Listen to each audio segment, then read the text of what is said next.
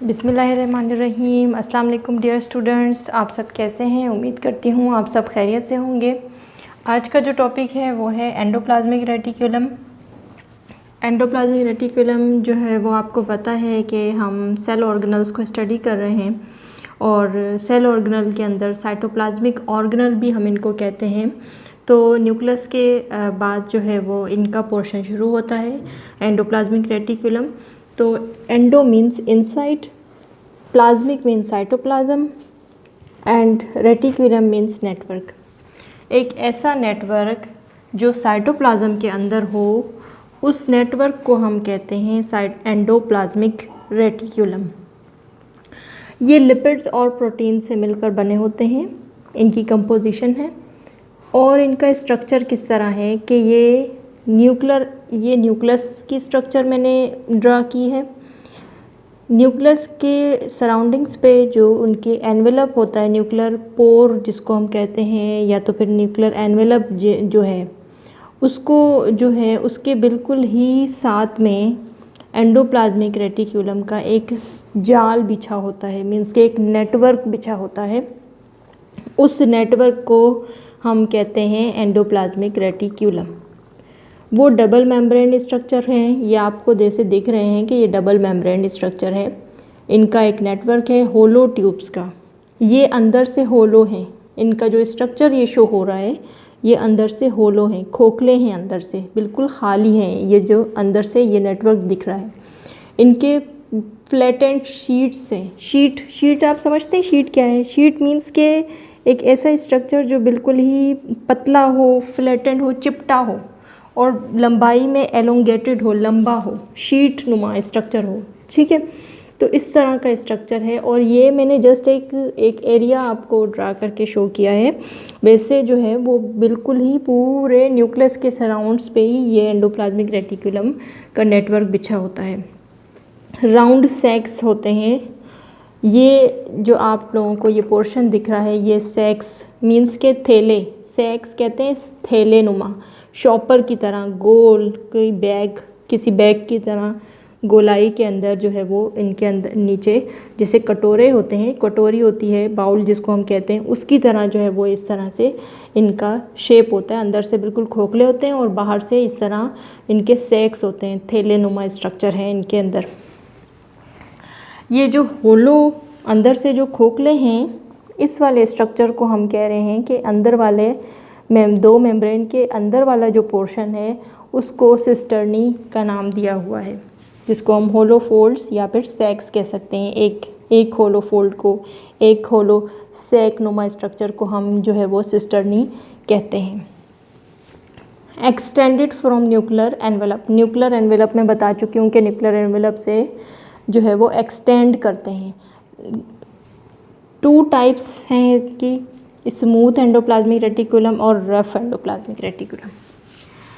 इस टाइप को पढ़ने से पहले जो मेन फंक्शन है वो एंडोप्लाज्मिक रेटिकुलम का ये है कि ये न्यूक्लियस के अंदर से जो इन्फॉर्मेशन होती है, आपको पता है कि पूरे सेल को जो फंक्शंस सेल के परफॉर्म कर रहा है वो न्यूक्लियस की वजह से ही सारे फंक्शंस सेल के अंदर परफॉर्म होते हैं।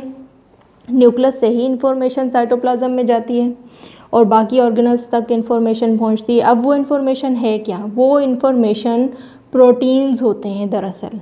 वो प्रोटीन्स जो हैं वो न्यूक्लियस से ही निकलते हैं, वो राइबोसोम्स की फॉर्म में निकलते हैं और वही राइबोसोम्स जो हैं वो प्रोटीन की फॉर्मेशन करते हैं।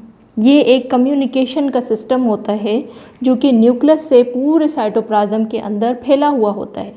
अब ये क्या करते हैं, ये एंडोप्लाज्मिक रेटिकुलम उस राइबोसोम्स को जो न्यूक्लियस के अंदर से निकल रहे होते हैं, वो राइबोसोम जो न्यूक्लियर के पोर में से निकल रहे होते हैं, न्यूक्लियस के एनवेलप के सराउंडिंग्स पे पोर होते हैं, जगह जगह छोटे छोटे पोर्स होते हैं। इन पोर्स से ये राइबोसोम्स निकल रहे होते हैं। अच्छा, ये राइबोसोम्स फिर जैसे ही निकलते हैं तो इनको एक प्लेटफॉर्म मिलता है। प्लेटफॉर्म कहते हैं एक ऐसी जगह, एक ऐसा स्टेज जहाँ पर इनको रहने के लिए जगह दी जाती है। तो वो रहने के लिए जो जगह दी जाती है वो एंडोप्लाज्मिक रेटिकुलम्स हैं और उनके ऊपर आकर जो रहते हैं वो राइबोसोम्स हैं। तो जो जिसके ऊपर राइबोसोम्स आकर रहेंगे वो होगा रफ एंडोप्लाज्मिक रेटिकुलम या ग्रेन्यूलेटेड एंडोप्लाज्मिक रेटिकुलम।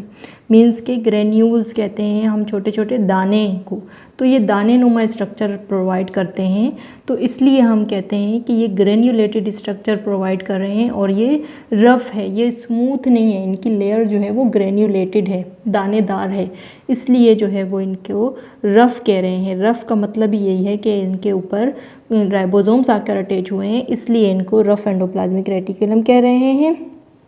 और जबकि स्मूथ एंडोप्लाज्मिक रेटिकुलम जो है वो स्मूथ है क्योंकि उसके ऊपर राइबोसोम्स आकर नहीं अटैच होते। अब आते हैं इनकी फ़ंक्शन की तरफ। स्मूथ एंडोप्लाज्मिक रेटिकुलम का फंक्शन ये है कि मींस के अब राइबोसोम्स इसके ऊपर अटैच नहीं होते, ये मैं बता चुकी हूँ। ये लिपिड्स प्रोड्यूस करते हैं। लिपिड्स एक बायोमॉलिक्यूल्स हैं जिसके अंदर ऑयल्स भी आ जाते हैं। एडिपोज सेल्स जो हमारी स्किन के बिल्कुल ही एपिडर्मल लेयर के बिल्कुल नीचे वाली तह पे एडिपोज सेल्स होते हैं। तो फैट सेल्स जिससे हमें जो है वो पसीना वगैरह आता है, तो इन्हीं सेल्स की वजह से हमें स्वेट वगैरह आता है। और बाकी जो है वो फॉस्फोलिपिड्स हैं जिस तरह से, तो ये टाइप्स हैं लिपिड्स की। तो लिपिड्स जो हैं वो ये चीज़ें प्रोड्यूस करते हैं। स्टीरॉयड्स भी लिपिड्स की टाइप्स हैं। स्टीरॉयड्स जो हैं वो हार्मोन्स होते हैं जिनको हम सेक्स हार्मोन्स कहते हैं। इन पे भी इंशाल्लाह हम बेस करेंगे डिटेल से। और ग्लाइकोजन स्टोरिंग सेल्स होते हैं लिवर में और मसल्स में। अब जो ग्लूकोज हम जो कार्बोहाइड्रेट्स हम लेते हैं अपने डेली रूटीन में फूड में, तो वो जो है वो ग्लूकोज में कन्वर्ट हो जाते हैं और ग्लूकोज जो है फिर हमारी बॉडी को ज़रूरत है ग्लूकोज की। अब वो ग्लूकोज जो है वो ग्लाइकोजन की फॉर्म में स्टोर हो जाता है। और ग्लाइकोजन भी एक पॉलीसेकेराइड ही है जो कि हमारे सेल्स में, जो कि हमारे लिवर के सेल्स में और हमारे मसल सेल्स में स्टोर हो जाते हैं। अब ये फंक्शन भी स्मूथ एंडोप्लाज्मिक रेटिकुलम का ही ज़्यादातर होता है और लिवर और मसल सेल्स में ज़्यादातर स्मूथ एंडोप्लाज्मिक रेटिकुलम को देखा गया है कि वहाँ उन्हीं के ज़रिए ही ये ग्लाइकोजन स्टोर होते हैं। कैल्शियम आयंस जो हैं वो कैल्शियम आपको पता है हमारे मसल्स के लिए, हमारे बोन्स के लिए बहुत ज़रूरी है। तो हमारे मसल्स के अंदर स्टोरेज ऑफ कैल्शियम आयंस होते हैं और वहाँ से जब भी हमारे बोन्स को ज़रूरत होती है तो हमारे मसल से हमारे बोन्स के अंदर कैल्शियम रिलीज़ हो जाते हैं। तो इस पे भी कंप्लीट हम लेक्चर करेंगे डिटेल से। और डिटॉक्सिफिकेशन का फंक्शन भी एंडोप्लाज्मिक रेटिकुलम ही करते हैं। डिटॉक्सिफिकेशन मीन्स डी मीन्स निकालना, किसी भी चीज़ के साथ डी लग जाता है इट मीन्स के निकालना, टॉक्सिसिटी को निकालना। टॉक्सिक मीन्स के हार्मफुल ड्रग्स वगैरह या फिर पॉइजन्स वगैरह, तो इनको जो है वो डिटॉक्सिफिकेशन का प्रॉब्लम जो है वो ये भी हल करते हैं।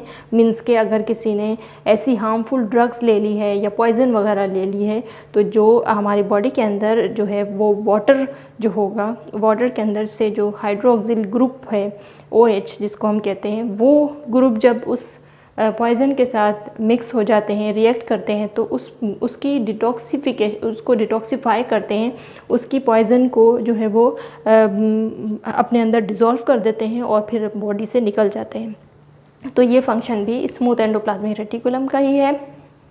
और रफ़ एंडोप्लाज्मिक रेटिकुलम का जो है फंक्शन ये है कि राइबोसोम्स अटैच नहीं होते, जैसा कि मैं आपको बता चुकी हूँ। और प्रोटीन सिंथेसाइज करते हैं। मींस के जहाँ पर राइबोसोम्स हों वहाँ पर जाहिर सी बात है प्रोटीन ही सिंथेसाइज होंगे। सिंथेसाइज मीन्स बनावट, प्रोटीन की बनावट मीन्स के प्रोटीन का बनना। अब वो राइबोसोम्स जो हैं वो स्मॉलेस्ट ऑर्गेनल हैं। राइबोसोम्स का भी अलग से स्ट्रक्चर के साथ हम डिस्कस करेंगे। राइबोसोम भी एक सेल ऑर्गेनल है, साइटोप्लाज्मिक ऑर्गेनल है। तो राइबोसोम्स जहाँ जहाँ पर होते हैं, राइबोसोम्स के अंदर डिफरेंट टाइप ऑफ प्रोटीन्स जो हैं वो बनते हैं। Ribosomes are the protein factory, हम यूँ भी कह सकते हैं।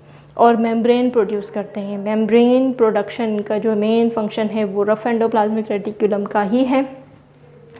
जो इसके अंदर अब राइबोसोम्स जो हैं वो एंडोप्लाज्मिक रेटिकुलम के ऊपर अटैच हैं, जो रफ़ एंडोप्लाज्मिक रेटिकुलम है। तो यहाँ से जो भी मॉलिक्यूल्स होंगे, लिपिड्स होंगे, प्रोटीन्स होंगे, ज़्यादातर प्रोटीन्स ही होंगे। तो या तो फिर कंजुगेटेड मॉलिक्यूल्स भी हो सकते हैं, लिपोप्रोटीन्स हो सकते हैं, ग्लाइकोप्रोटीन्स हो सकते हैं। तो ये वाले जो मॉलिक्यूल्स होंगे वो कम्प्लीटली बने नहीं होंगे। अब उनको कंप्लीट कौन बनाएगा वो नेक्स्ट लेक्चर में, जो जब गोल्जी अपरेटस हम पढ़ेंगे, गोल्जी बॉडीज़, तो उसके अंदर मैं डिटेल से बताऊंगी कि वो क्या है। अब उनके पास जो है वो नेक्स्ट स्टेप पे ये जो राइबोसोम्स अटैच हैं, इनके अंदर से ये मॉलिक्यूल्स अभी तक बने नहीं हैं। अब ये मॉलिक्यूल्स आगे जाकर गोल्जी बॉडीज़ के पास जाएंगे तो ही जो है वो कंप्लीट उनकी प्रोडक्शन होगी, वो मेटाबोलाइज करेंगे, उनको सिंथेसाइज करेंगे, और भी उनके अंदर एडिशनल चीज़ें ऐड करेंगे और सब्ट्रैक्शन होगी, किसी चीज़ की एडिशन होगी, तो वो कम्प्लीटली डेवलप होंगे। अब इसके अंदर जो है वो इमेच्योर होंगे। अब क्या मतलब ये है कि ये मेम्ब्रेन को बनाते हैं। अब यहाँ से किसी भी मॉलिक्यूल को अगर निकलना होगा तो जाहिर सी बात है ये वेजिकल की फॉर्म में उसको निकालेंगे। ये कम्प्लीटली तो नहीं होगा, जाहिर सी बात है इसका एक पार्ट जो है वो कट ऑफ हो जाएगा, मीन्स के बर्ड ऑफ भी कह सकते हैं। तो इस तरह से एक पार्ट जो है वो राइबोसोम का वेजिकल्स की फॉर्म में कट होगा, जिसको हम कहते हैं कि ये मेम्ब्रेन प्रोड्यूस करेगा, मीन्स के एक मेम्ब्रेन बना देगा लिपोप्रोटीन्स के लिए या फिर प्रोटीन्स के लिए। तो वो जो हैं वो जाएंगे फिर नेक्स्ट गोल्जी बॉडीज़ के पास, जो हम नेक्स्ट लेक्चर में स्टडी करेंगे। Hope you guys understand it. Thank you so much for watching.